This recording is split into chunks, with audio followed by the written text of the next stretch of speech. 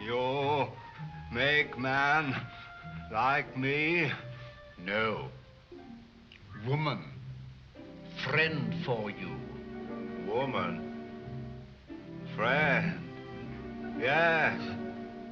I want friend like me. I think you can be very useful, and you will add a little force to the argument if necessary. Do you know who Henry Frankenstein is, and who you are? Yes, I know. Made me from dead. I love dead. Hate living. You're wise in your generation.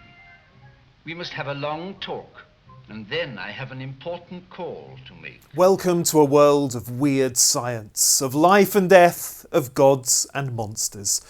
Karloff might get the biggest credit in The Bride of Frankenstein, but it's the title character whose monstrous image is burned into our brains. This fabulous freak, a shock-haired glamazon, hissing like a swan, wide-eyed and wicked. It's an enduring performance by Elsa Lanchester, her second role in the film, as she also plays Frankenstein author Mary Shelley in the prologue.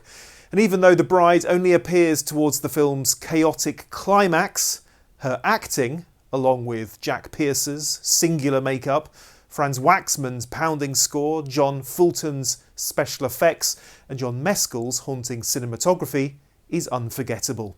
And of course, it's all held together by Universal's most acclaimed horror director, James Whale.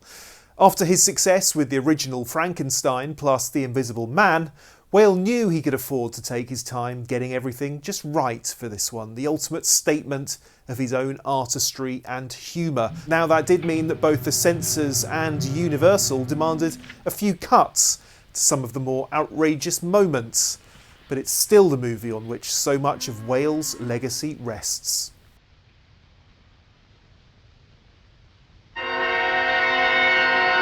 She's alive! Alive! The Bride of Frankenstein came out in 1935, only 4 years after the original, but with much bigger scope. There are more eccentric supporting actors, more vast, moodily lit rooms, more melodramatic insanity, and more Karloff.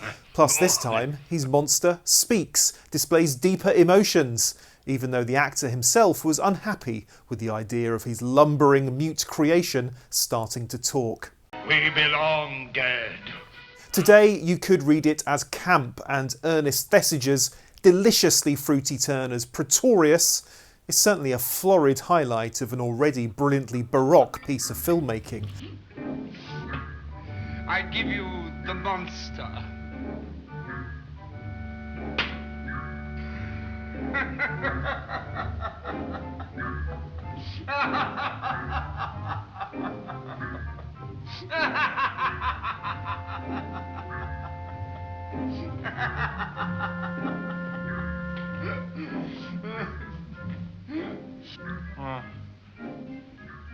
Oh.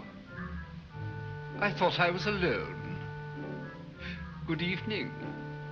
Or perhaps it's about being an outsider, just like Whale had often felt, a queer creative growing up in early 20th century England. His colleagues have been wary of putting too much emphasis on the director's own private life when it comes to interpreting the film, but it's a story expertly told in the 1998 movie called Gods and Monsters, with Ian McKellen as the ageing filmmaker, looking back on his life. One thing The Bride of Frankenstein is definitely about, though, is our own love of the macabre, humanity's dark drive towards mob rule and riots. It's a film that's vivid and vivacious, yes, but it comes with a warning. Forget the monster and his magnetic mutant mate. Really, it's us who are the dangerous ones.